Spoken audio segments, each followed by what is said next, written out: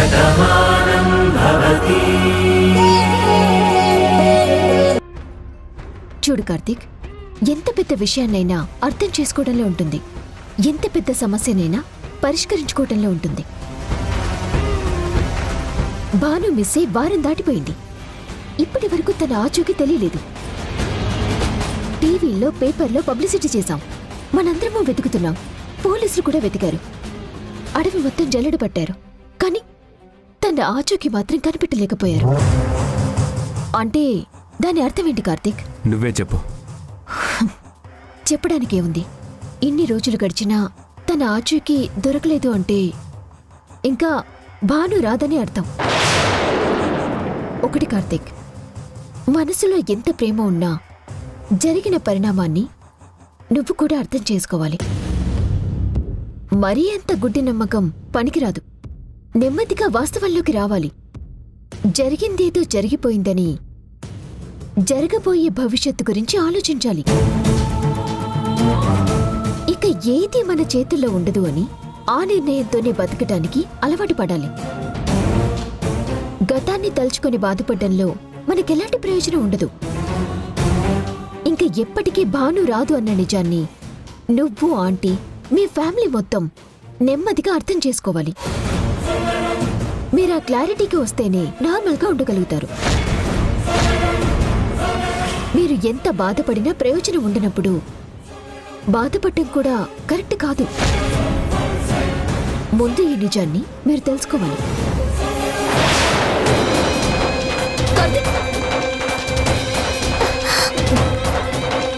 ఏంటి కార్తీక్, ఏం చేస్తున్నావు? నేనేమి కోపంతో చెప్పడం లేదు, నిజాన్ని తెలుసుకోమంటున్నాను, జరిగిందేంటో ఆలోచించమంటున్నాను.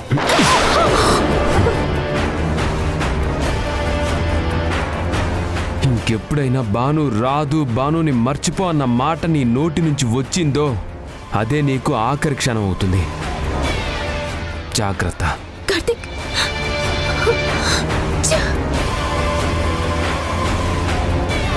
రాధా, రాధా, రాధా, రాధా, రాధా, రాధా, రాధా, రాధా, రాధా, రాధా, రాధా, రాధమ్మ గారు, రాధమ్మ గారు. మొత్తానికి మన పాచిక పారినట్టుందే. నువ్వు బాగానే మాట్లాడినట్టున్నావు. నీ మాటల ప్రభావంతో అది మాయమైపోయింది. కోపంతో సాధించలేనిది నవ్వుతో సాధించొచ్చు అని చెప్పావు కదమ్మా, అందుకే ఎక్కడా అనుమానం రాకుండా నవ్వుతూనే మాట్లాడాను. ఇదిగో రిజల్ట్ ఇలా కనిపించింది. అమ్మా, కెట్టయ్యా, రాధ కనిపించిందా? లేదమ్మా. బాబుగారు, తెలీదు మురారి. రాధమ్మ కొండ మీదున్న అమ్మవారి గుడి దగ్గర ఉన్నారని ఊళ్ళో అందరు అనుకుంటున్నారు.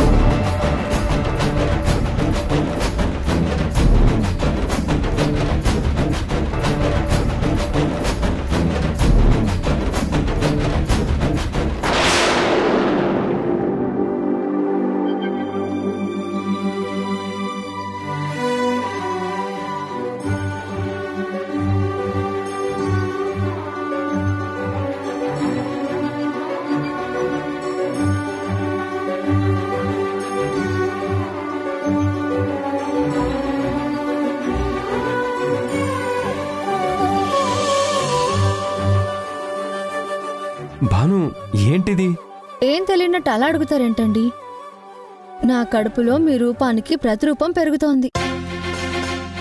నా కూతురు పెరుగుతోంది. ఆడపిల్ల పుట్టాలి కదా. ఈ ఇంట్లో మహాలక్ష్మి పుట్టాలి.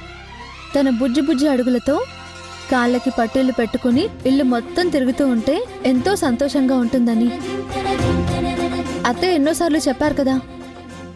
అత్తయ్య కోరుకున్నట్టే నా కడుపులో బుజ్జి పాప పెరుగుతోంది. మీకు తెలీదా? బుజ్జి తల్లి, ఎలా ఉన్నావమ్మా? నేను మీ నాన్నని. నువ్వెప్పుడు బయటికి వస్తావా, నిన్నెత్తుకొని ఎప్పుడు ఆడదామా, నా గుండెల మీద నిన్ను ఎప్పుడు పడుకోబెట్టుకోవాలా అని చూస్తున్నాను. తొందరగా బయటకు వచ్చాయమ్మా, నా బంగారు తల్లివి కదూ. మీ నాన్న నిన్ను ఎంత ప్రేమగా చూసుకుంటాడో నీకు తెలుస్తుందిగా. వచ్చేయమ్మా. చాలు, వేళాకోళం మరీ ఎక్కువైపోయింది.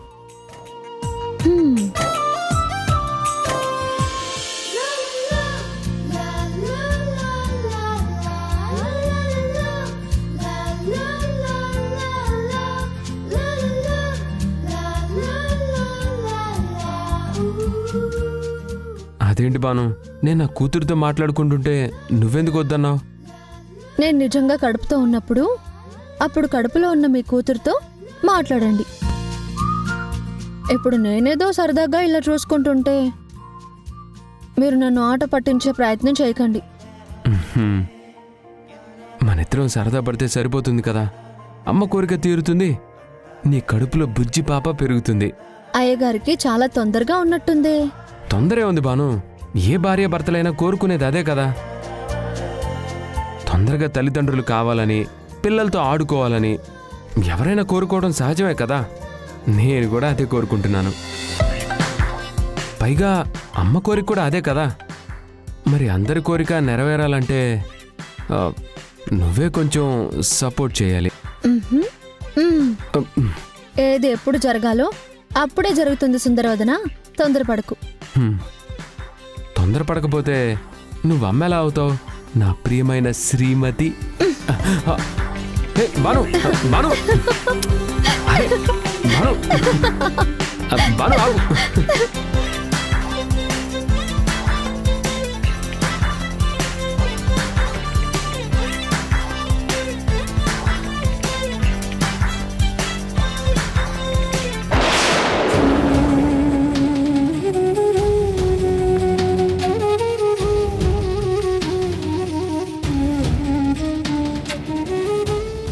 ఏంటి కార్తీక్, గతాన్ని తలుచుకుంటున్నావా?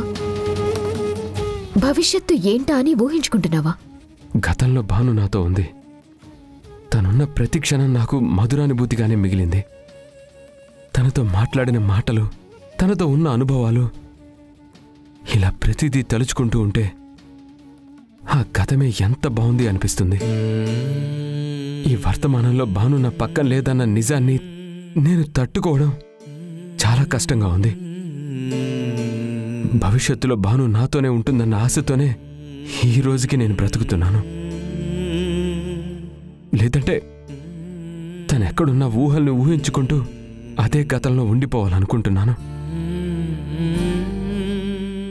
చూడు కార్తీక్, మనిషి వాస్తవంలో బతకాలి, వర్తమానం గురించి ఆలోచించాలి. గతాన్ని తలుచుకుంటే కొంత ఆనందం ఉంటుందేమో కానీ ఇదిగో ఇలా ఇంకా కన్నీళ్లే మిగులుతాయి. రేపు ఏంటి అన్నది తెలియనప్పుడు రేపటి గురించి ఆలోచించకపోవటం అవివేకమవుతుంది. నువ్విక్కడ ఉంటే పిచ్చోడి వైపు ఇలా ఉన్నావు. నువ్వు ఇలా పిచ్చి పిచ్చిగా మాట్లాడుతుంటే నేను తట్టుకోలేను కార్తీక్. ఇది నీకు పిచ్చితనంగా కనిపించొచ్చు, కానీ మనసారా ప్రేమించిన మనిషి, ప్రాణం అనుకున్న మనిషి, తనే శ్వాసగా ధ్యాసగా బ్రతికే మనిషి దూరమైపోతే అది ఎంత నరకంగా ఉంటుందో ఊహించడమే చాలా కష్టం. ఆ బాధ అనుభవిస్తున్న నాకే తెలుసు. భాను నా పక్కనున్నప్పుడు మాత్రమే నాకు సంతోషం ఉంది. భాను నాకు దూరం అయితే తన జ్ఞాపకాల్లోనే నాకు సంతోషం కనపడుతోంది.